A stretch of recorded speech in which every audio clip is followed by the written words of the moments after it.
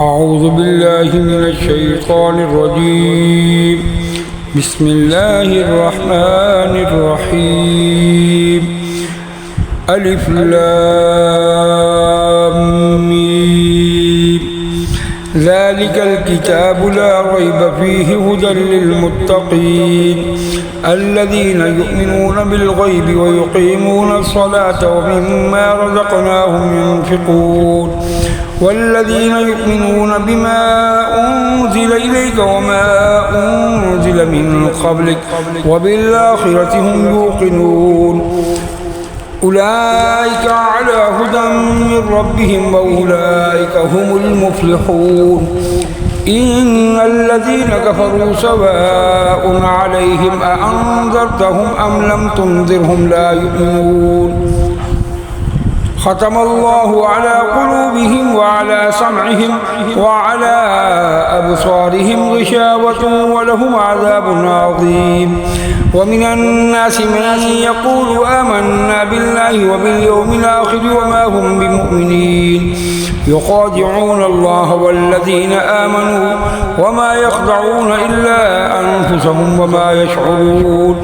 في قلوبهم مرض فزادهم الله مرضا ولهم عذاب أليم بما كانوا يكذبون. وإذا قيل لهم لا تفسدوا في الأرض قالوا إنما نحن مصلحون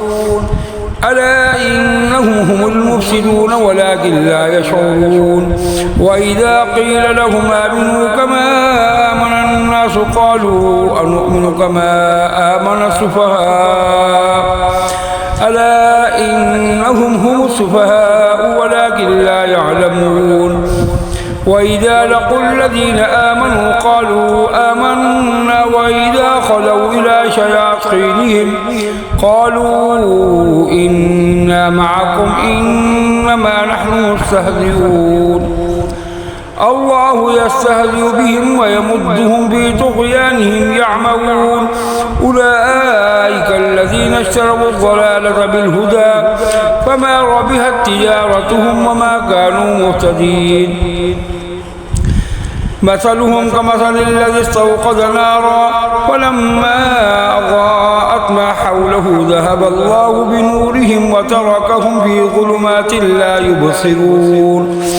صم بكم عمي فهم لا يرجعون. أو كصيب من السماء فيه ظلمات ورعد وبرق يجعلون أصابعهم في آذانهم من الصواعق حذر الموت والله محيط بالكافرين. يكاد البرق يخطف أبصارهم كلما أضاء لهم مشوا فيه وإذا أظلم عليهم قاموا ولو شاء الله لذهب بسمعهم وأبصارهم إن الله على كل شيء قدير. يا أيها الناس اعبدوا ربكم الذي خلقكم والذين من قبلكم لعلكم تتقون الذي جعل لكم الأرض فراشا والسماء بناء وأنزل من السماء ماء فأخرج به من الثمرات رزقا لكم فلا تجعلوا لله أندادا وأنتم تعلمون. وإن كنتم في ريب مما نزلنا على عبدنا فأتوا بسورة من مثله وادعوا شهداءكم من دون الله إن كنتم صادقين. فإن لم تفعلوا ولن تفعلوا فاتقوا النار التي وقودها الناس والحجارة أعدت للكافرين. وبشر الذين آمنوا وعملوا الصالحات أن لهم جنات تجري من تحتها الأنهار كلما رزقوا منها من ثمرة رزقا قالوا هذا الذي رزقنا من قبل وأتوا به متشابها ولهم فيها أزواج مطهرة وهم فيها خالدون. إن الله لا يستحيي أن يضرب مثلا ما بعوضة فما فوقها فأما الذين آمنوا فيعلمون أنه الحق من ربهم وأما الذين كفروا فيقولون ماذا أراد الله بهذا مثلا يضل به كثيرا ويهدي به كثيرا وما يضل به إلا الفاسقين الذين ينقضون عهد الله من بعد ميثاقه ويقطعون ما أمر الله به أن يوصل ويفسدون في الأرض أولئك هم الخاسرون كيف تكفرون بالله وكنتم أمواتا فأحياكم ثم يميتكم ثم يحييكم ثم إليه ترجعون هو الذي خلق لكم ما في الأرض جميعا ثم استوى إلى السماء فسواهن 7 سماوات وهو بكل شيء عليم وإذ قال ربك للملائكة إني جاعل في الأرض خليفة قالوا وتجعل فيها من يفسد فيها ويسفك الدماء ونحن نسبح بحمدك ونقدس لك قال إني أعلم ما لا تعلمون وعلم آدم الأسماء كلها ثم عرضهم على الملائكة فقال أنبئوني بأسماء هؤلاء إن كنتم صادقين قالوا سبحانك لا علم لنا إلا ما علمتنا إنك أنت العليم الحكيم قال يا آدم أنبئهم بأسمائهم فلما أنبأهم بأسمائهم قال ألم أقل لكم إني أعلم غيب السماوات والأرض وأعلم ما تبدون وما كنتم تكتمون وإذ قلنا للملائكة اسجدوا لآدم فسجدوا إلا إبليس أبى واستكبر وكان من الكافرين وقلنا يا آدم اسكن أنت وزوجك الجنة وكلا منها رغدا حيث شئتما ولا تقربا هذه الشجرة فتكونا من الظالمين فأزلهما الشيطان عنها فأخرجهما مما كان فيه وقلنا اهبطوا بعضكم لبعض عدو ولكم في الأرض مستقر ومتاع إلى حين فتلقى آدم من ربه كلمات فتاب عليه إنه هو التواب الرحيم قلنا اهبطوا منها جميعا فإما يأتينكم مني هدى فمن تبع هداي فلا خوف عليهم ولا هم يحزنون والذين كفروا وكذبوا بآياتنا أولئك أصحاب النار هم فيها خالدون يا بني إسرائيل اذكروا نعمتي التي أنعمت عليكم وأوفوا بعهدي أوف بعهدكم وإياي فارهبون وآمنوا بما أنزلت مصدقا لما معكم ولا تكونوا أول كافر به ولا تشتروا بآياتي ثمنا قليلا وإياي فاتقون ولا تلبسوا الحق بالباطل وتكتموا الحق وأنتم تعلمون وأقيموا الصلاة وآتوا الزكاة واركعوا مع الراكعين أتأمرون الناس بالبر وتنسون أنفسكم وأنتم تتلون الكتاب أفلا تعقلون واستعينوا بالصبر والصلاة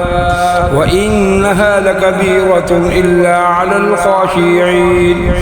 الذين يظنون أنهم ملاقو ربهم وأنهم إليه راجعون يا بني إسرائيل اذكروا نعمتي التي أنعمت عليكم وأني فضلتكم على العالمين واتقوا يوما لا تجزي نفس عن نفس شيئا ولا يقبل منها شفاعة ولا يؤخذ منها عدل ولا هم ينصرون وإذ نجيناكم من آل فرعون يسومونكم سوء العذاب يذبحون أبناءكم ويستحيون نساءكم وفي ذلكم بلاء من ربكم عظيم وإذ فرقنا بكم البحر فأنجيناكم وأغرقنا آل فرعون وأنتم تنظرون وإذ واعدنا موسى 40 ليلة ثم اتخذتم العجل من بعده وأنتم ظالمون ثم عفونا عنكم من بعد ذلك لعلكم تشكرون وإذا آتينا موسى الكتاب والفرقان لعلكم تهتدون وإذ قال موسى لقومه يا قوم إنكم ظلمتم أنفسكم باتخاذكم العجل فتوبوا إلى بارئكم فاقتلوا أنفسكم ذلكم خير لكم عند بارئكم فتاب عليكم إنه هو التواب الرحيم وإذ قلتم يا موسى لن نؤمن لك حتى نرى الله جهرة فأخذتكم الصاعقة وأنتم تنظرون ثم بعثناكم من بعد موتكم لعلكم تشكرون وظللنا عليكم الغمام وأنزلنا عليكم المن والسلوى كلوا من طيبات ما رزقناكم وما ظلمونا ولكن كانوا أنفسهم يظلمون وإذ قلنا ادخلوا هذه القرية فكلوا منها حيث شئتم رغدا وادخلوا الباب سجدا وقولوا حتة نغفر لكم خطاياكم وسنزيد المحسنين فبدل الذين ظلموا قولا غير الذي قيل لهم فأنزلنا على الذين ظلموا رجزا من السماء بما كانوا يفسقون وإذ استسقى موسى لقومه فقلنا اضرب بعصاك الحجر فانفجرت منه 12 عينا قد علم كل أناس مشربهم كلوا واشربوا من رزق الله ولا تعثوا في الأرض مفسدين وإذ قلتم يا موسى لن نصبر على طعام واحد فادع لنا ربك يخرج لنا مما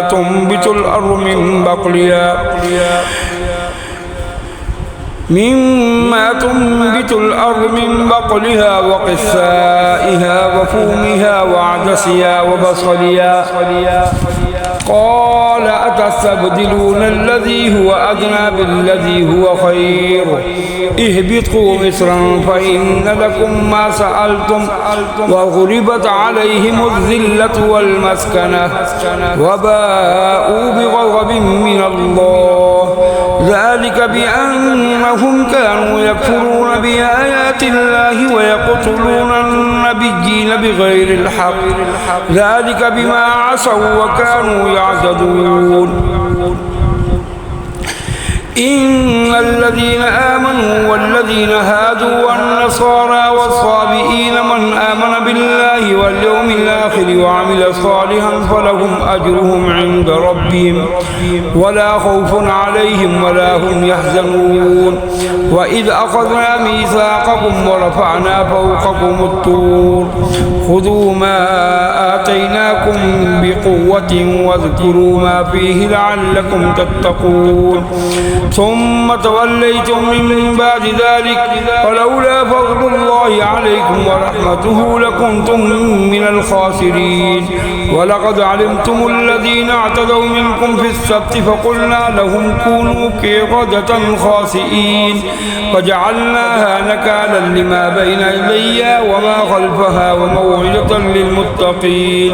وإذ قال موسى لقومه إن الله يأمركم أن تذبحوا بقرة قالوا وتتخذنا هزوا قال أعوذ بالله أن أكون من الجاهلين قالوا ادع لنا ربك يبين لنا ما هي قال إنه يقول إنها بقرة لا فارض ولا بكر عوان بين ذلك فافعلوا ما تؤمرون قالوا ادع لنا ربك يبين لنا ما لونها قال إنه يقول إنها بقرة صفراء فاقع لونها تسر الناظرين قالوا ادع لنا ربك يبين لنا ما هي إن البقرة شابه علينا وإنا إن شاء الله لمهتدون قال إنه يقول إنها بقرة لا ذلول تثير الأرض ولا تسقي الحرث مسلمة لا شية فيها قالوا الآن جئت بالحق فذبحوها وما كادوا يفعلون وإذ قتلتم نفسا فادارأتم فيها والله مخرج ما كنتم تكتمون فقلنا اضربوه ببعضها كذلك يحيي الله الموتى ويريكم آياته لعلكم تعقلون ثم قست قلوبكم من بعد ذلك فهي كالحجارة أو أشد قسوة وإن من الحجارة لما يتفجر منه الأنهار وإن منها لما يشقق فيخرج الماء وإن منها لما يهبط من خشية الله وما الله بغافل عما تعملون أفتطمعون أن يؤمنوا لكم وقد كان فريق منهم يسمعون كلام الله ثم يحرفونه من بعد ما عقلوه وهم يعلمون وإذا لقوا الذين آمنوا قالوا آمنا وإذا خلا بعضهم إلى بعض قالوا وتحدثونهم بما فتح الله عليكم ليحاجوكم به عند ربكم أفلا تعقلون أولا يعلمون أن الله يعلم ما يسرون وما يعلنون ومنهم أميون لا يعلمون الكتاب إلا أماني وإنهم إلا يظنون فويل للذين يكتبون الكتاب بأيديهم ثم يقولون هذا من عند الله ليشتروا به ثمنا قليلا فويل لهم مما كتبت أيديهم وويل لهم مما يكسبون وقالوا لن تمسنا النار إلا أياما معدودة قل أتخذتم عند الله عهدا فلن يخلف الله عهده وأم تقولون على الله ما لا تعلمون بلى من كسب سيئة وحاطت به خطيئته فأولئك أصحاب النار هم فيها خالدون والذين آمنوا وعملوا الصالحات أولئك أصحاب الجنة هم فيها خالدون وإذ أخذنا ميثاق بني إسرائيل لا تعبدون إلا الله وبالوالدين إحسانا وذي القربى واليتامى والمساكين وقولوا للناس حسنا وأقيموا الصلاة وآتوا الزكاة ثم توليتم إلا قليلا منكم وأنتم معرضون وإذ أخذنا ميثاقكم لا تسفكون دماءكم ولا تخرجون أنفسكم من دياركم ثم أقررتم وأنتم تشهدون ثم أنتم هؤلاء تقتلون أنفسكم وتخرجون فريقا منكم من ديارهم تظاهرون عليهم بالإثم والعدوان وإن يأتوكم أسارى تفادوهم وهو محرم عليكم إخراجهم أفتؤمنون ببعض الكتاب وتكفرون ببعض فما جزاء من يفعل ذلك منكم إلا خزي في الحياة الدنيا ويوم القيامة يردون إلى أشد العذاب وما الله بغافل عما تعملون أولئك الذين اشتروا الحياة الدنيا بالآخرة فلا يخفف عنهم العذاب ولا هم ينصرون ولقد آتينا موسى الكتاب وقفينا من بعده بالرسل وآتينا عيسى ابن مريم البينات وأيدناه بروح القدس أفكلما جاءكم رسول بما لا تهوى أنفسكم استكبرتم ففريقا كذبتم وفريقا تقتلون وقالوا قلوبنا غلف بل لعنهم الله بكفرهم فقليلا ما يؤمنون ولما جاءهم كتاب من عند الله مصدق لما معهم وكانوا من قبل يستفتحون على الذين كفروا فلما جاءهم ما عرفوا كفروا به فلعنة الله على الكافرين بئس ما اشتروا به أنفسهم أن يكفروا بما أنزل الله بغيا أن ينزل الله من فضله على من يشاء من عباده فباءوا بغضب على غضب وللكافرين عذاب مهين وإذا قيل لهم آمنوا بما أنزل الله قالوا نؤمن بما أنزل علينا ويكفرون بما وراءه وهو الحق مصدقا لما معهم قل فلم تقتلون أنبياء الله من قبل إن كنتم مؤمنين ولقد جاءكم موسى بالبينات ثم اتخذتم العجل من بعده وأنتم ظالمون وإذ أخذنا ميثاقكم ورفعنا فوقكم الطور خذوا ما آتيناكم بقوة واسمعوا قالوا سمعنا وعصينا وأشربوا في قلوبهم العجل بكفرهم قل بئس ما يأمركم به إيمانكم إن كنتم مؤمنين قل إن كانت لكم الدار الآخرة عند الله خالصة من دون الناس فتمنوا الموت إن كنتم صادقين ولن يتمنوه أبدا بما قدمت أيديهم والله عليم بالظالمين ولتجدنهم أحرص الناس على حياة ومن الذين أشركوا يود أحدهم لو يعمر 1000 سنة وما هو بمزحزحه من العذاب أن يعمر والله بصير بما يعملون قل من كان عدوا لجبريل فإنه نزله على قلبك بإذن الله مصدقا لما بين يديه وهدى وبشرى للمؤمنين من كان عدوا لله وملائكته ورسله وجبريل وميكال فإن الله عدو للكافرين ولقد أنزلنا إليك آيات بينات وما يكفر بها إلا الفاسقون أوكلما عاهدوا عهدا نبذه فريق منهم بل أكثرهم لا يؤمنون ولما جاءهم رسول من عند الله مصدق لما معهم نبذ فريق من الذين أوتوا الكتاب كتاب الله وراء ظهورهم كأنهم لا يعلمون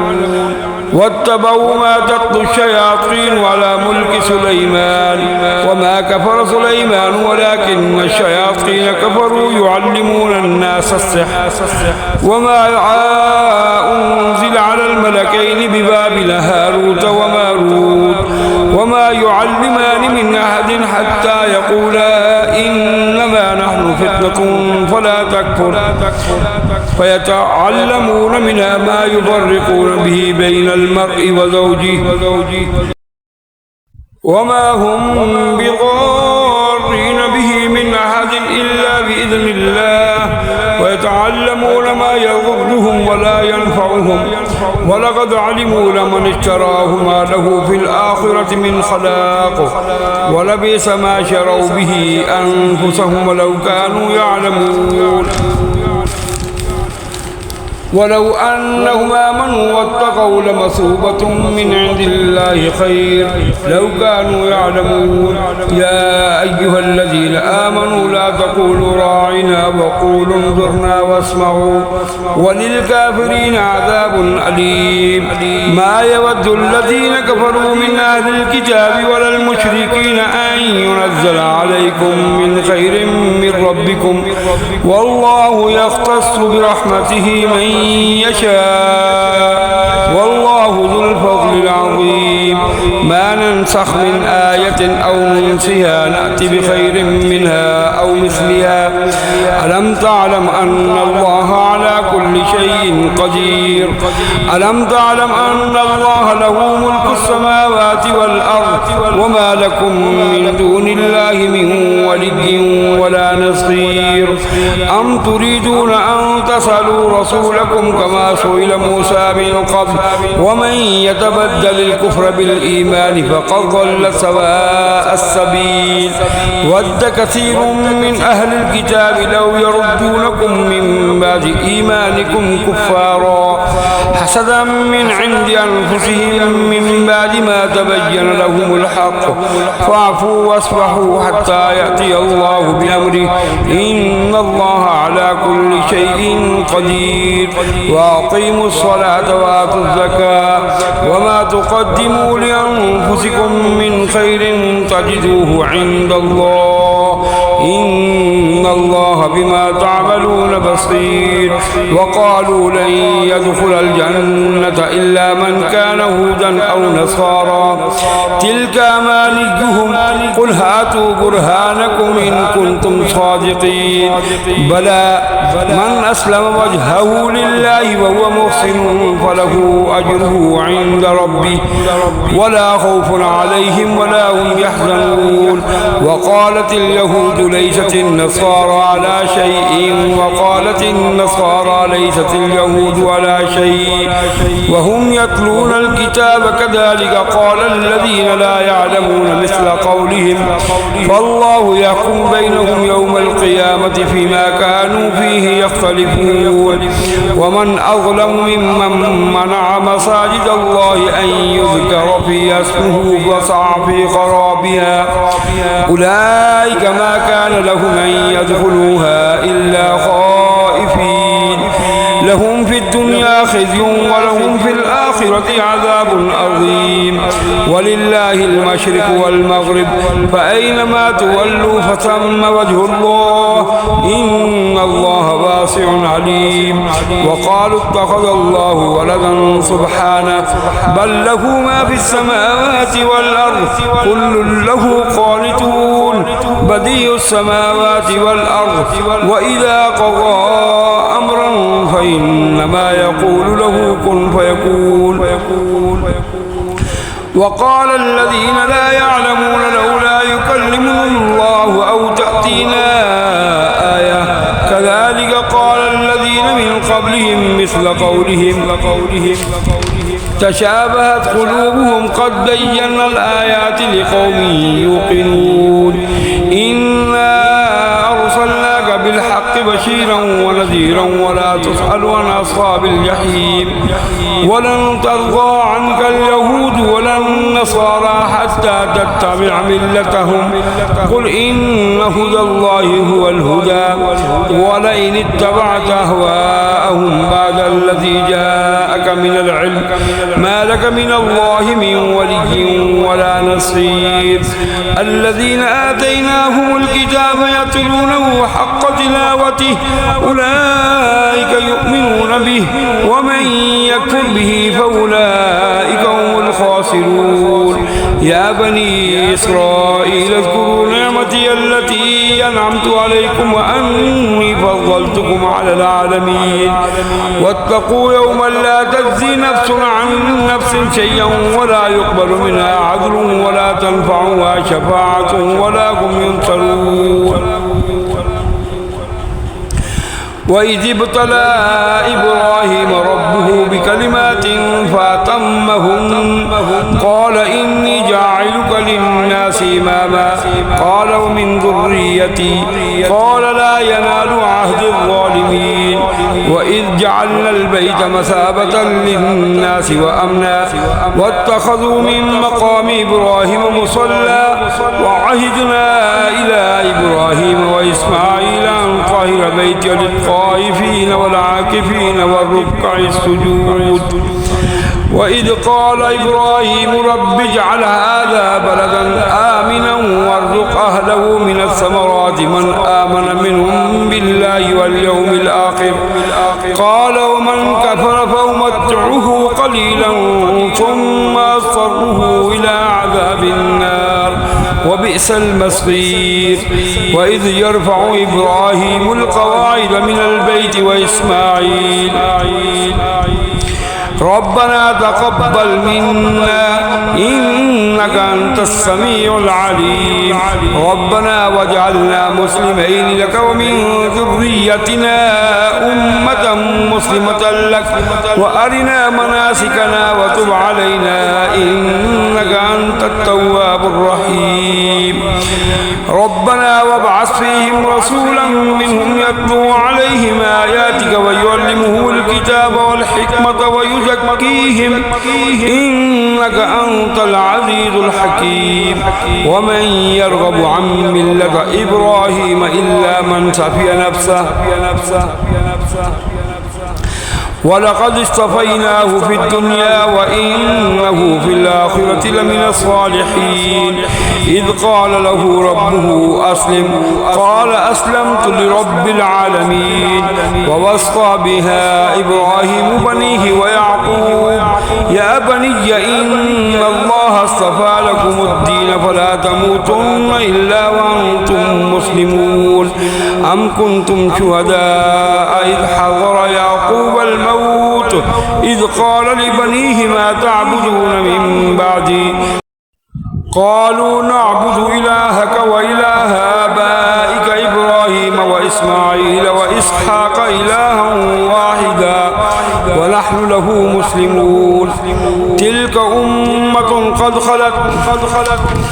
لها ما كسبت ولكم ما كسبتم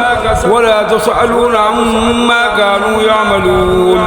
وقالوا كونوا هودا أو نصارى تهتدوا قل بل ملة إبراهيم حنيفا وما كان من المشركين قولوا آمنا بالله وما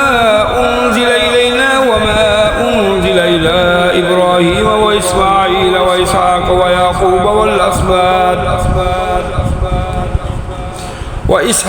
ويعقوب والأسباط وما أوتي موسى وعيسى وما أوتي النبيون من ربهم لا نفرق بين أحد منهم ونحن له مسلمون فإن آمنوا بمثل ما آمنتم به فقد اهتدوا وإن تولوا فإنما هم في شقاق فسيكفيكهم الله وهو السميع العليم صبغة الله ومن أحسن من الله صبغة ونحن له عابدون قل أتحاجوننا في الله وهو ربنا وربكم ولنا أعمالنا ولكم أعمالكم ونحن له مخلصون أم تقولون إن إبراهيم وإسماعيل وإسحاق ويعقوب والأسباط كانوا هودا أو نصارى قل أأنتم أعلم أم الله ومن أظلم ممن كتم شهادة عنده من الله وما الله بغافل عما تعملون تلك أمة قد خلت لها ما كسبت ولكم ما كسبتم ولا تسألون عما كانوا يعملون سيقول السفهاء من الناس ما ولاهم عن قبلتهم التي كانوا عليها قل الله المشرق والمغرب يهدي من يشاء إلى صراط مستقيم وكذلك جعلناكم أمة وسطا لتكونوا شهداء على الناس ويكون الرسول عليكم شهيدا وما جعلنا القبلة التي كنت عليها إلا لنعلم من يتبع الرسول ممن ينقلب على عقبيه وإن كانت لكبيرة إلا على الذين هدى الله وما كان الله ليضيع إيمانكم إن الله بالناس لرؤوف رحيم قد نرى تقلب وجهك في السماء فلنولينك قبلة ترضاها فول وجهك شطر المسجد الحرام وحيثما كنتم فولوا وجوهكم شطره وإن الذين أوتوا الكتاب ليعلمون أنه الحق من ربهم وما الله بغافل عما يعملون ولئن أتيت الذين أوتوا الكتاب بكل آية ما تبعوا قبلتك وما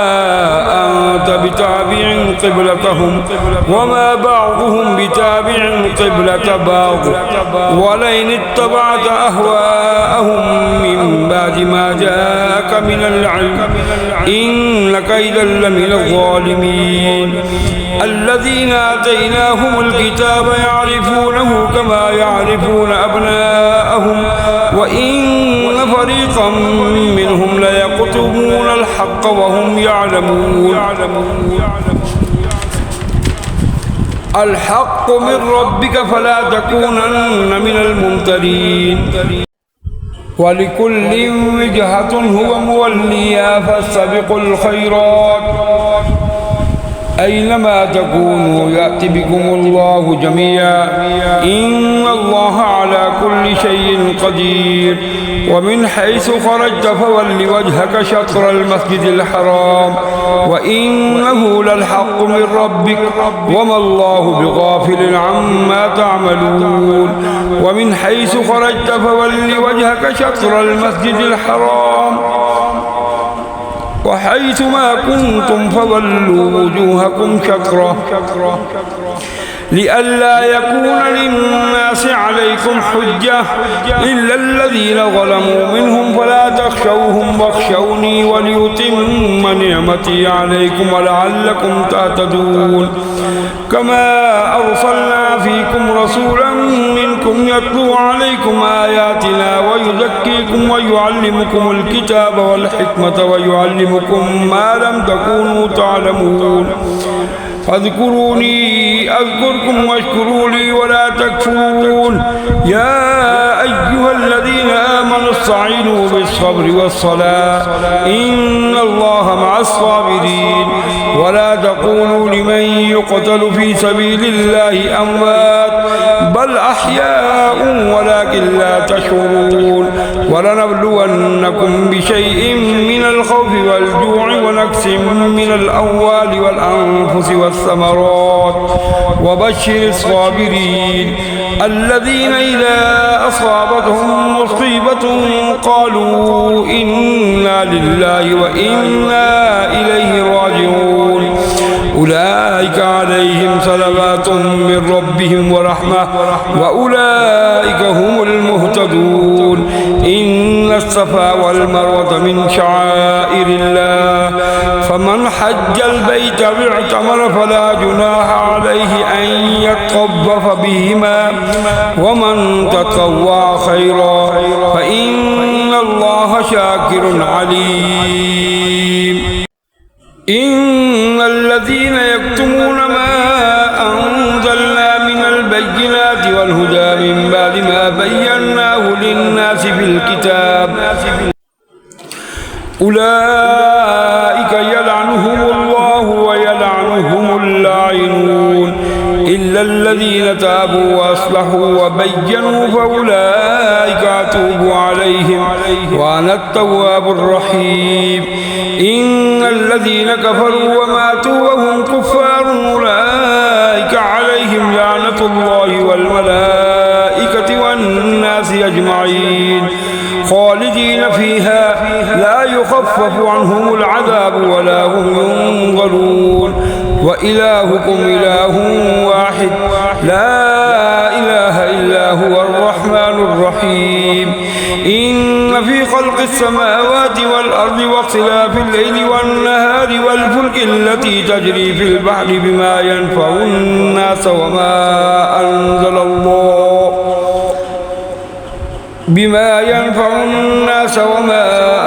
الله من السماء من ماء فأحيا به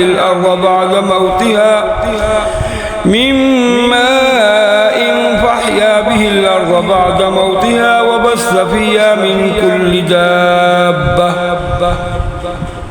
وتصريف الرياح والسحاب المسخر بين السماء والأرض لآيات لقوم يعقلون ومن الناس من يتخذ من دون الله أندادا يحبونهم كحب الله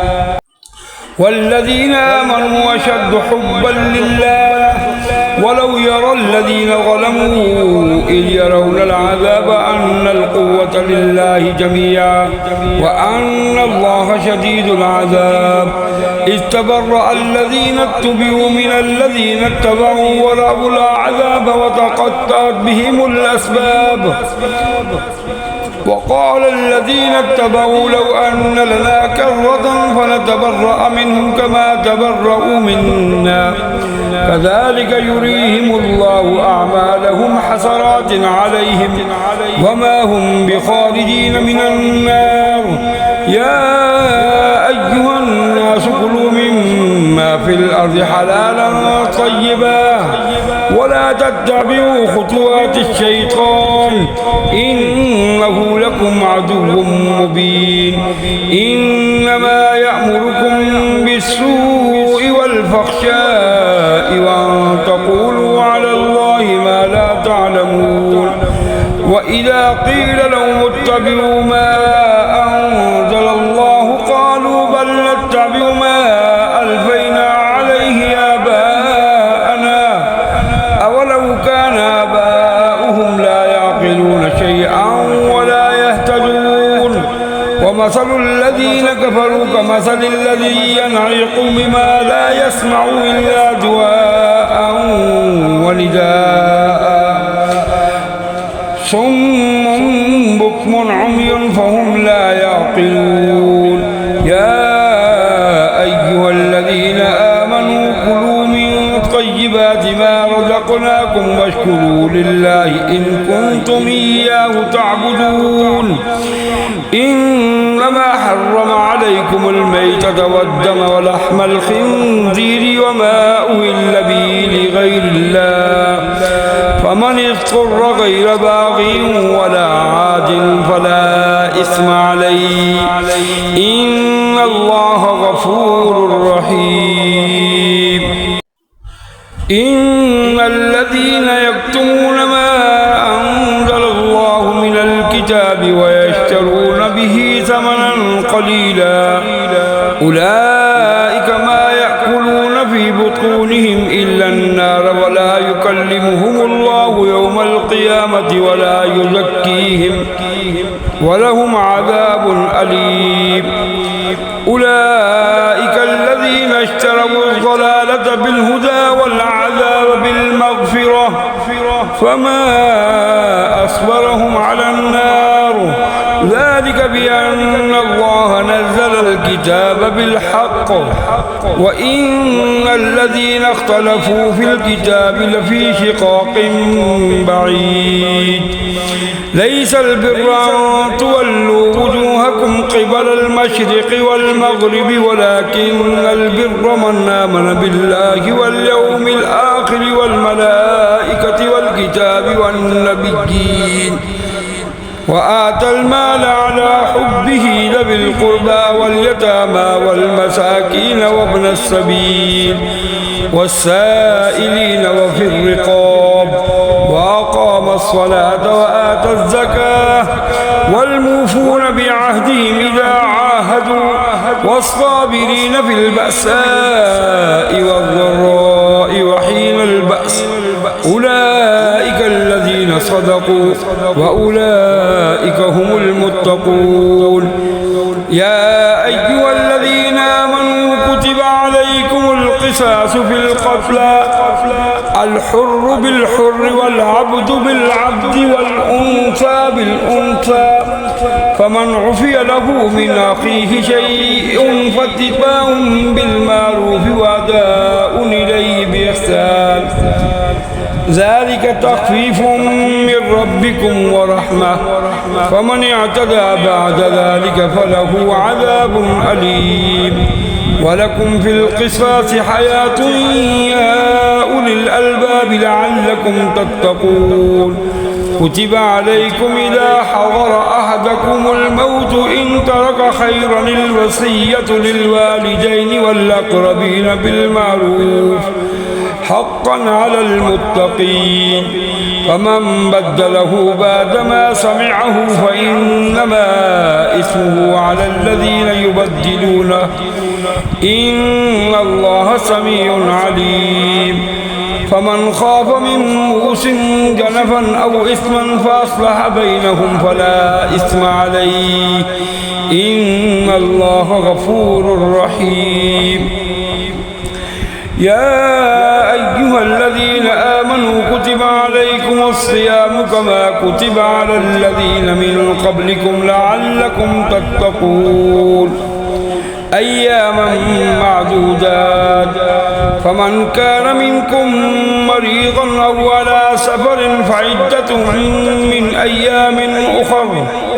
وعلى الذين يطيقونه فدية طعام مسكين فمن تطوع خيرا فهو خير له وأن تصوموا خير لكم إن كنتم تعلمون شهر رمضان الذي أنزل فيه القرآن هدى للناس وبينات من الهدى والفرقان فمن شهد منكم الشهر فليصم ومن كان مريضا أو على سفر فعدة من أيام أخر يريد الله بكم اليسر ولا يريد بكم العسر ولتكملوا العدة ولتكبروا الله على ما هداكم ولعلكم تشكرون وإذا سألك عبادي عني فإني قريب أجيب دعوة الداعي إذا دعان فليستجيبوا لي وليؤمنوا بي لعلهم يرشدون أحل لكم ليلة الصيام الرفث إلى نسائكم هن لباس لكم وأنتم لباس لهن علم الله أنكم كنتم تختانون أنفسكم فتاب عليكم وعفى عنكم فالآن باشروهن وابتغوا ما كتب الله لكم وكلوا واشربوا حتى يتبين لكم الخيط الأبيض من الخيط الأسود من الفجر ثم أتموا الصيام إلى الليل ولا تباشروهن وأنتم عاكفون في المساجد تلك حدود الله فلا تقربوها كذلك يبين الله آياته للناس لعلهم يتقون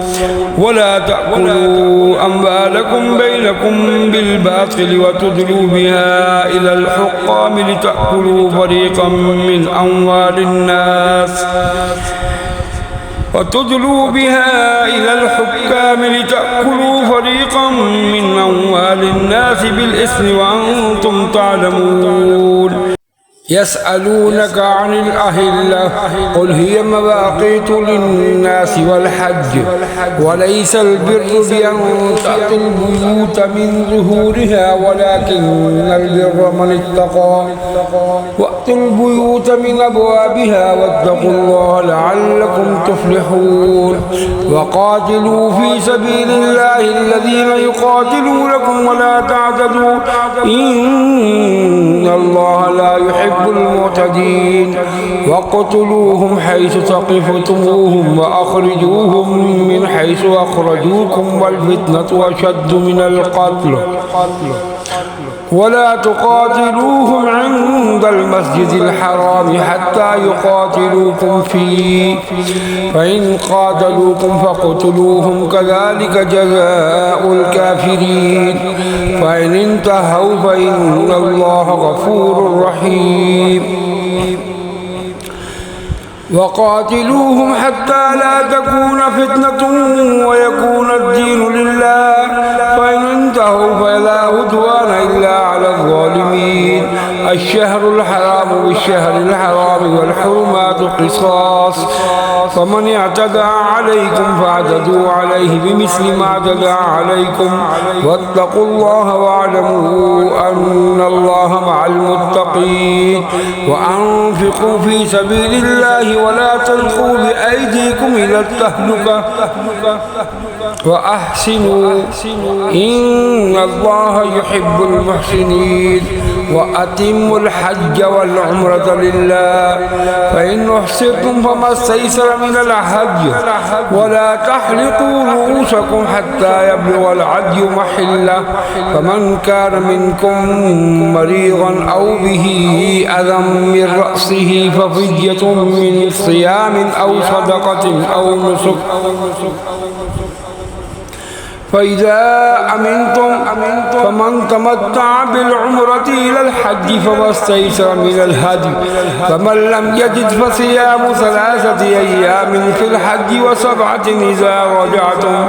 تلك 10 كاملة ذلك لمن لم يكن أهله حاضر المسجد الحرام واتقوا الله واعلموا أن الله شديد العقاب الحج أشهر معلومات فمن فرض فيهن الحج فلا رفث ولا فسوق ولا جدال في الحج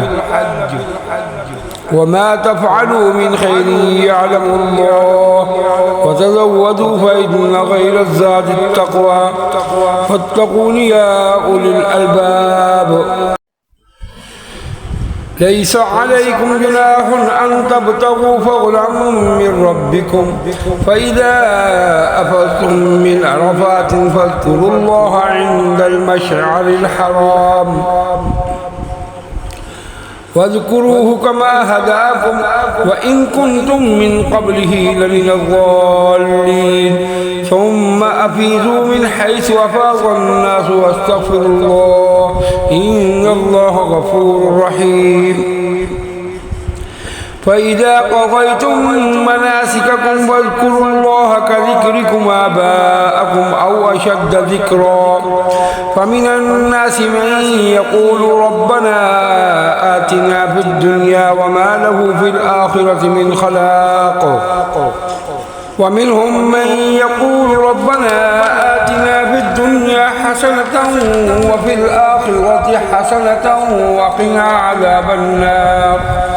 أولئك لهم نصيب مما كسبوا والله سريع الحساب واذكروا الله في أيام معدودات فمن تعجل في يومين فلا إثم عليه ومن تأخر فلا إثم عليه لمن اتقى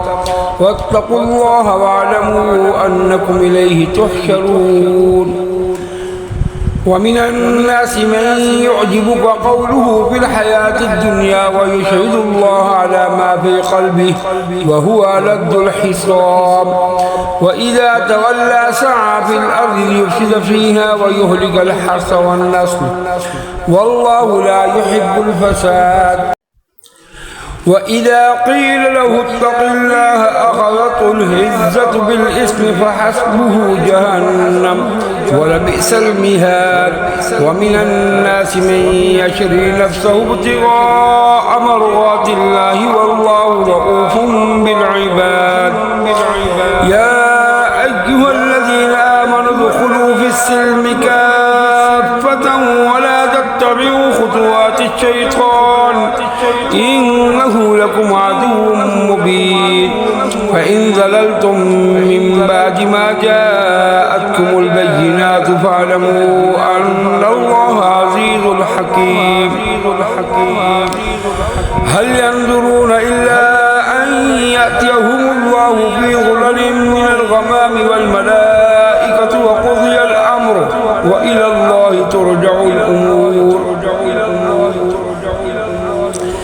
سل بني إسرائيل كم آتيناهم من آية بينة ومن يبدل نعمة الله من بعد ما جاءته فإن الله شديد العقاب زين للذين كفروا الحياة الدنيا ويسخرون من الذين آمنوا والذين اتقوا فوقهم يوم القيامة والله يرزق من يشاء بغير حساب كان الناس أمة واحدة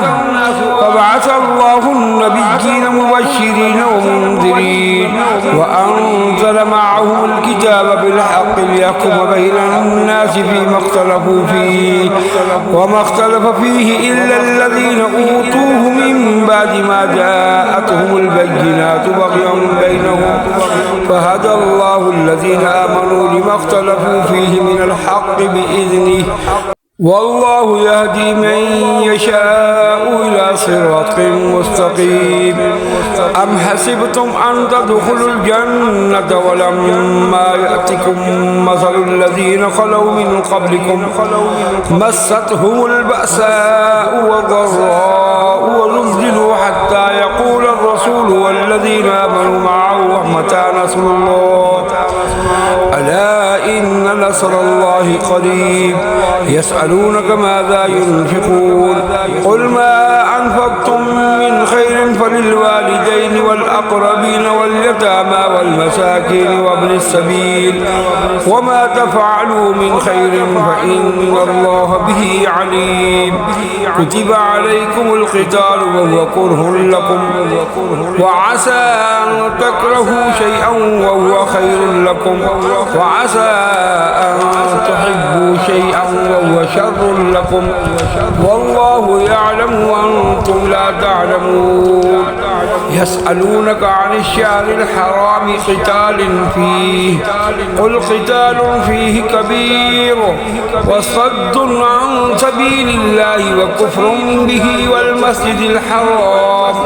وإخراج أهله منه أكبر عند الله والفتنة أكبر من القتل ولا يزالون يقاتلونكم حتى يردوكم عن دينكم إن استطاعوا ومن يرتد منكم عن دينه فيمت وهو كافر فأولئك حبطت أعمالهم في الدنيا والآخرة وأولئك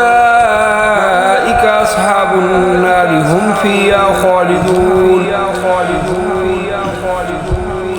إن الذين آمنوا والذين هاجروا وجاهدوا في سبيل الله أولئك يرجون رحمة الله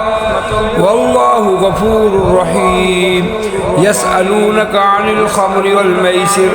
قل فيهما اسم كبير ومنافع للناس واسمهما أكبر من نفعهما ويسألونك ماذا ينفقون قل العفو كذلك يبين الله لكم الآيات لعلكم تتفكرون في الدنيا والآخرة ويسألونك عن اليتامى قل إصلاح لهم خير وإن تخالطوهم فإخوانكم والله يعلم المفسد من المصلح ولو شاء الله لأعنتكم إن الله عزيز حكيم ولا تنكحوا المشركات حتى يؤمن ولأمة مؤمنة خير من مشركة ولو أعجبتكم ولا تنكحوا المشركين حتى يؤمنوا ولعبد مؤمن خير من مشرك ولو أعجبكم أولئك يدعون إلى النار والله يدعو إلى الجنة والمغفرة بإذنه ويبين آياته للناس لعلهم يتذكرون ويسألونك عن المحيض قل هو أذى فاعتزلوا النساء في المحيض ولا تقربوهن حتى يطهرن فإذا تطهرن فأتوهن من حيث أمركم الله إن الله يحب التوابين ويحب المتطهرين نساؤكم حرث لكم فأتوا حرثكم أنى شئتم وقدموا لأنفسكم واتقوا الله واعلموا أنكم ملاقوه وبشر المؤمنين ولا تجعلوا الله عرضة لأيمانكم أن تبروا وتتقوا وتصلحوا بين الناس والله سميع عليم لا يؤاخذكم الله باللغو في أيمانكم ولكن يؤاخذكم بما كسبت قلوبكم والله غفور حليم للذين يؤلون من نسائهم تربص 4 أشهر فإن فاءوا فإن الله غفور رحيم وإن عزموا الطلاق فإن الله سميع عليم والمطلقات يتربصن بأنفسهن 3 قروء ولا يحل لهن أن يكتمن ما خلق الله في أرحامهن إن كن يؤمن بالله واليوم الآخر وبعولتهن أحق بردهن في ذلك إن أرادوا إصلاحا ولهن مثل الذي عليهن بالمعروف وللرجال عليهن درجة والله عزيز حكيم الطلاق مرتان فإمساك بمعروف أو تصريح بإحسان ولا يحل لكم أن تأخذوا مما آتيتموهن شيئا إلا أن يخافا ألا يقيما حدود الله فإن خفتم ألا يقيما حدود الله فلا جناح عليهما فيما افتدت به تلك حدود الله فلا تعتدوها ومن يتعد حدود الله فأولئك هم الظالمون فإن طلقها فلا تحل له من بعد حتى تنكح زوجا غيره فإن طلقها فلا جناح عليهما أن يتراجعا إن ظنا أن يقيما حدود الله وتلك حدود الله يبينها لقوم يعلمون وإذا طلقتم النساء فبلغن أجلهن فأمسكوهن بمعروف أو سرحوهن بمعروف ولا تمسكوهن ضرارا لتعتدوا ومن يفعل ذلك فقد ظلم نفسه ولا تتخذوا آيات الله هزوا واذكروا نعمة الله عليكم وما أنزل عليكم من الكتاب والحكمة يعظكم به واتقوا الله واعلموا أن الله بكل شيء عليم وإذا طلقتم النساء فبلغن أجلهن فلا تعضلوهن أن ينكحن أزواجهن إذا تراضوا بينهم بالمعروف ذلك يوعظ به من كان منكم يؤمن بالله واليوم الآخر ذلكم أزكى لكم وأطهر والله يعلم وأنتم لا تعلمون والوالدات يرضين أولادهن حولين كاملين لمن أراد أن يتم الرضاعة وعلى المولود له رزقهن وكسوتهن بالمعروف لا تكلف نفس إلا وسعها لا تضار والدة بولدها ولا مولود له بولده وعلى الوارث مثل ذلك، فإن أراد فصالا عن تراض منهما وتشاور فلا جناح عليهما. وإن أردتم أن تسترضعوا أولادكم فلا جناح عليكم إذا سلمتم ما آتيتم بالمعروف. واتقوا الله واعلموا أن الله بما تعملون بصير. والذين يتوفون منكم ويذرون أزواجا يتربصن بأنفسهن 4 أشهر وعشرا، فإذا بلغن أجلهن فلا جناح عليكم فيما فعلن في أنفسهن بالمعروف، والله بما تعملون خبير. ولا جناح عليكم فيما عرضتم به من خطبة النساء أو أكننتم في أنفسكم، علم الله أنكم ستذكرونهن ولكن لا تعاهدوهن سرا إلا أن تقولوا قولا معروفا، ولا تعزموا عقدة النكاح حتى يبلغ الكتاب أجله، واعلموا أن الله يعلم ما في أنفسكم فاحذروه، واعلموا أن الله غفور حليم. لا جناح عليكم إن طلقتم النساء ما لم تمسوهن أو تفرضوا لهن فريضة، ومتعوهن على الموسع قدره وعلى المقتر قدره متاعا بالمعروف حقا على المحسنين. وإن طلقتموهن من قبل أن تمسوهن وقد فرضتم لهن فريضة فنصف ما فرضتم إلا أن يعفون أو يعفو الذي بيده عقدة النكاح، وأن تعفوا أقرب للتقوى، ولا تنسوا الفضل بينكم إن الله بما تعملون بصير. حافظوا على الصلوات والصلاة الوسطى وقوموا لله قانتين. فإن خفتم فرجالا أو ركبانا فإذا أمنتم فاذكروا الله كما علمكم ما لم تكونوا تعلمون. والذين يتوفون منكم ويذرون أزواجا وصية لأزواجهم متاعا إلى الحول غير إخراج، فإن خرجن فلا جناح عليكم فيما فعلن في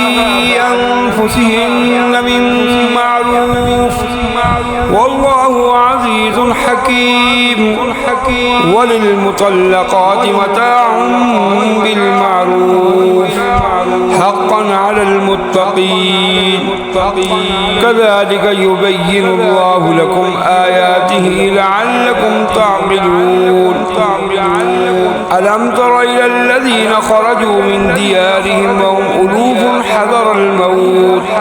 فقال لهم الله موتوا ثم أحياهم، إن الله لذو فضل على الناس ولكن أكثر الناس لا يشكرون.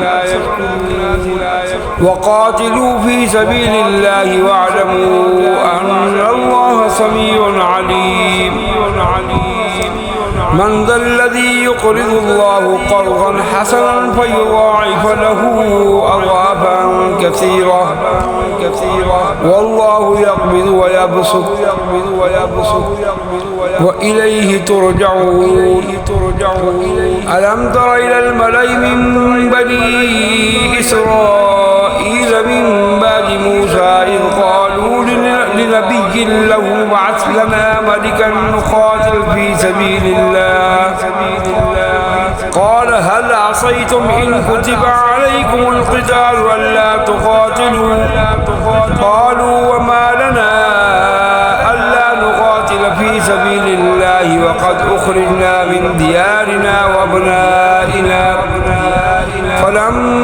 كتب عليهم القتال تولوا إلا قليلا منهم والله عليم بالظالمين وقال لهم نبيهم إن الله قد بعث لكم طالوت ملكا قالوا أنى يكون له الملك علينا ونحن أحق بالملك منه ولم يؤت ساعة من المال قال إن الله اصطفاه عليكم وزاده بسطة في العلم والجسم والله يؤتي ملكه من يشاء والله واسع عليم وقال لهم نبيهم إن آية ملكه أن يأتيكم التابوت فيه سكينة من ربكم وبقية مما ترك آل موسى وآل هارون تحمله الملائكة إن في ذلك لآية لكم إن كنتم مؤمنين فلما فصل طالوت بالجنود قال إن الله مبتليكم بنهر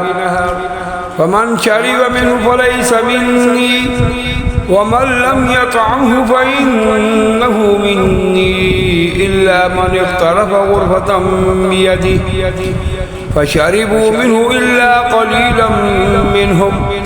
فلما جاوزه هو والذين آمنوا معه قالوا لا طاقة لنا اليوم بجالوت وجنوده قال الذين يظنون أنهم ملاقوا الله كم من فئة قليلة غلبت فئة كثيرة بإذن الله والله مع الصابرين ولما برزوا لجالوت وجنوده قالوا ربنا أفرغ علينا صبرا وثبت أقدامنا وانصرنا على القوم الكافرين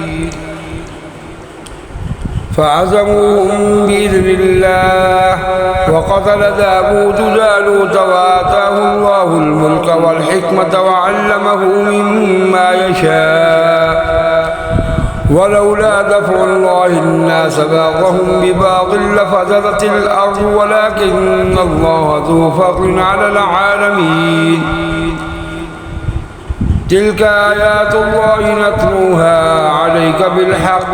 وإنك لمن المرسلين تلك الرسل فضلنا بعضهم على بعض منهم من كلم الله ورفع بعضهم درجات وآتينا عيسى ابن مريم البينات وأيدناه بروح القدس ولو شاء الله ما اقتتل الذين من بعدهم من بعد ما جاءتهم البينات من بعد ما جاءتهم البينات ولكن اختلفوا فمنهم من آمن ومنهم من كفر ولو شاء الله ما اقتتلوا ولكن الله يفعل ما يريد يا أيها الذين آمنوا أنفقوا مما رزقناكم من قبل أن يأتي يوم لا بيع فيه ولا خلة ولا شفاعة والكافرون هم الظالمون الله لا إله إلا هو الحي القيوم لا تأخذه سنة ولا نوم له ما في السماوات وما في الأرض من ذا الذي يشفع عنده إلا بإذنه يعلم ما بين أيديهم وما خلفهم ولا يحيطون بشيء من علمه إلا بما شاء وسع كرسيه السماوات والأرض ولا يؤوده حفظهما وهو العلي العظيم. لا إكراه في الدين قد تبين الرشد من الغي ومن يكفر بالطاغوت ويؤمن بالله فقد استمسك بالعروة الوثقى لا انفصام لها والله سميع عليم. الله ولي الذين آمنوا يخرجهم من الظلمات إلى النور والذين كفروا أولياؤهم الطاغوت يخرجونهم من النور إلى الظلمات أولئك أصحاب النار هم فيها خالدون. ألم تر إلى الذي حاج إبراهيم في ربه أن آتاه الله الملك إذ قال إبراهيم ربي الذي يحيي ويميت قال أنا أحيي وأميت قال إبراهيم فإن الله يأتي بالشمس من المشرق فأت بها من المغرب فبهت الذي كفر والله لا يهدي القوم الظالمين.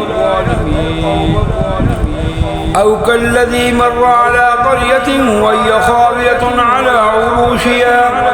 قال أنى يحيي هذه الله بعد موتها فأماته الله 100 عام ثم بعثه قال كم لبثت قال لبثت يوما أو بعض يوم قال بل لبثت 100 عام فانظر إلى طعامك وشرابك لم يتسنه وانظر إلى حمارك ولنجعلك آية للناس وانظر إلى العظام كيف ننشرها ثم نكسوها لحما فلما تبين له قال أعلم أن الله على كل شيء قدير. وإذ قال إبراهيم رب أرني كيف تحيي الموتى قال أولم تؤمن قال بلى ولكن ليطمئن قلبي قال فخذ 4 من الطير فصرهن إليك ثم اجعل على كل جبل منهن جزءا ثم ادعهن يأتينك سعيا واعلم أن الله عزيز حكيم. مثل الذين ينفقون أموالهم في سبيل الله كمثل حبة أنبتت 7 سنابل في كل سنبلة 100 حبة والله يضاعف لمن يشاء والله واسع عليم. الذين ينفقون أموالهم في سبيل الله ثم لا يتبعون ما أنفقوا منا ولا أذى لهم أجرهم عند ربهم ولا خوف عليهم ولا هم يحزنون. قول معروف ومغفرة خير من صدقة يتبعها أذى والله غني حليم. يا أيها الذين آمنوا لا تبطلوا صدقاتكم بالمن والأذى كالذي ينفق ماله رياء الناس ولا يؤمن بالله واليوم الآخر فمثله كمثل صفوان عليه تراب فأصابه وابل فتركه صلدا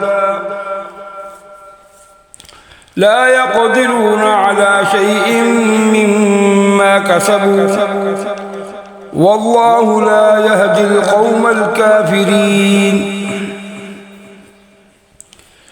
ومثل الذين ينفقون أموالهم ابتغاء مرضات الله وتثبيتا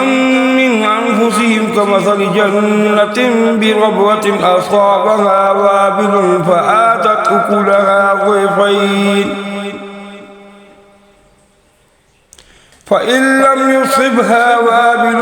فطل والله بما تعملون بصير. أيود أحدكم أن تكون له جنة من نخيل وأعناب تجري من تحتها الأنهار له فيها من كل الثمرات وأصابه الكبر وله ذرية ضعفاء فأصابها إعصار فيه نار فاحترقت كذلك يبين الله لكم الآيات لعلكم تتفكرون يا أيها الذين آمنوا أنفقوا من طيبات ما كسبتم ومما أخرجنا لكم من الأرض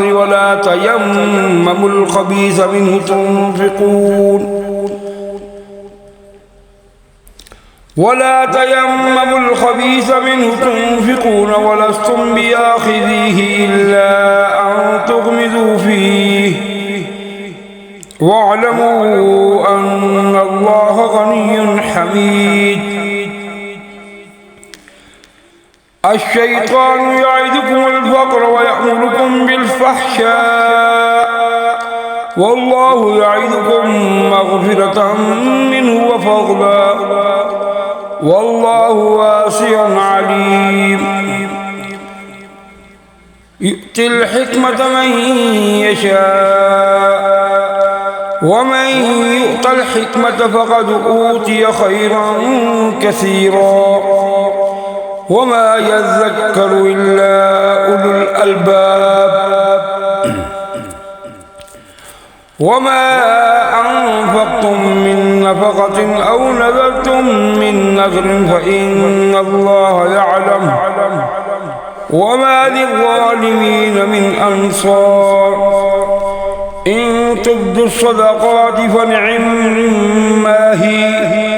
وإن تخفوها وتؤتوها الفقراء فهو خير لكم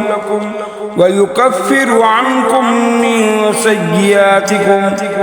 والله بما تعملون خبير ليس عليك هداهم ولكن الله يهدي من يشاء وما تنفقوا من خير فلأنفسكم وما تنفقون إلا ابتغاء وجه الله وما تنفقوا من خير يوفى إليكم وأنتم لا تظلمون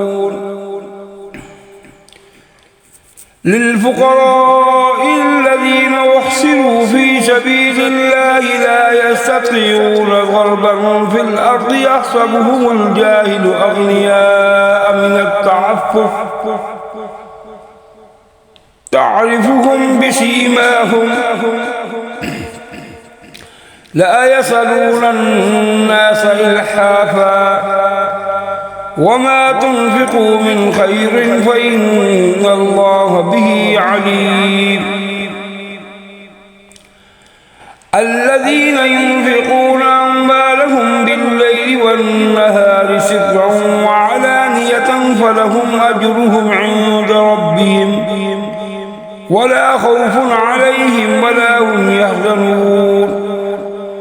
الذين يأكلون الربا لا يقومون إلا كما يقوم الذي يتخبطه الشيطان من المس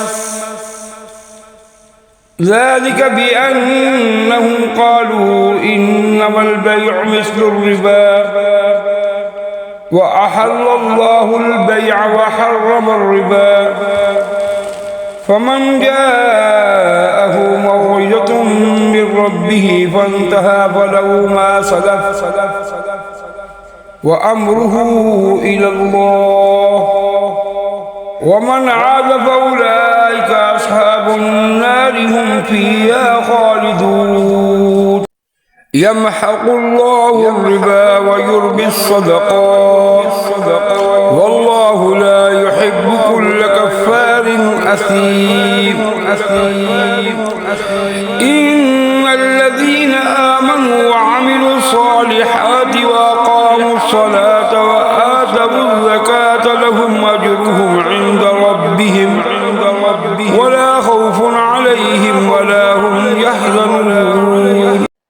يا أيها الذين آمنوا اتقوا الله وذروا ما بقي من الربا إن كنتم مؤمنين فإن لم تفعلوا فأذنوا بحرب من الله ورسوله وإن تبتم فلكم رؤوس أموالكم لا تظلمون ولا تظلمون وإن كان ذو عسرة فنظرة إلى ميسرة وإن تصدقوا خير لكم إن كنتم تعلمون واتقوا يوما ترجعون فيه إلى الله ثم توفى كل نفس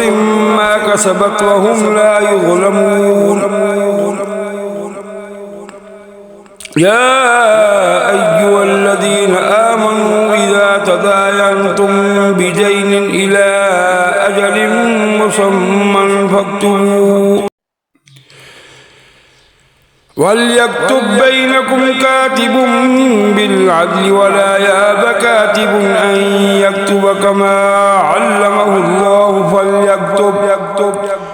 وليملل الذي عليه الحق وليتق الله ربه ولا يبخس منه شيئا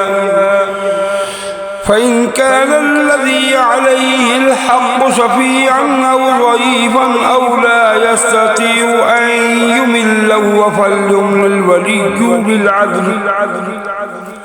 واستشهدوا شهيدين من رجالكم فإن لم يكونا رجلين فرجل وامرأتان ممن ترضون من الشهداء أن تضل إحداهما فتذكر إحداهما الأخرى ولا يأبى الشهداء إذا ما دعوا ولا تساموا أن تكتبوه صغيرا أو كبيرا إلى أجله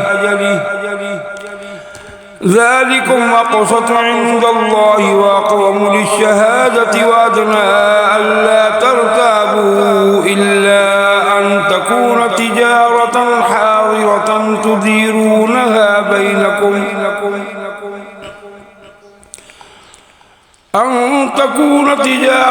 حاضرة تديرونها بينكم فليس عليكم جناح ألا تكتبوها وأشهدوا إذا تبايعتم ولا يضار كاتب ولا شهيد وإن تفعلوا فإنه فسوق بكم واتقوا الله ويعلمكم الله والله بكل شيء عليم وإن كنتم على سفر ولم تجدوا كاتبا فرهان مقبوضة فإن أمن بعضكم بعضا فليؤد الذي اؤتمن أمانته وليتق الله ربه ولا تكتموا الشهادة ومن يكتمها فإنه آثم قلبه والله بما تعملون عليم لله ما في السماوات وما في الأرض وإن تبدوا ما في أنفسكم أو تخفوه يحاسبكم به الله فيغفر لمن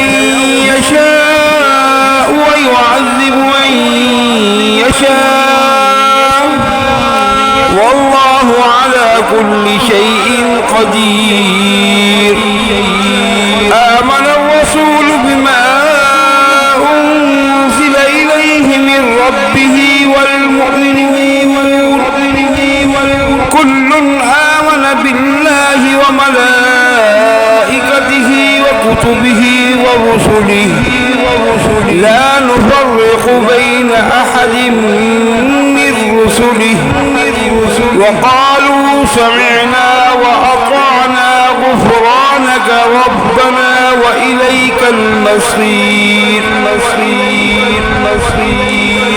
لا يكلف الله نفسا إلا وسعها لها ما كسبت وعليها ما اكتسبت ربنا لا تؤاخذنا إن نسينا أو أخطأنا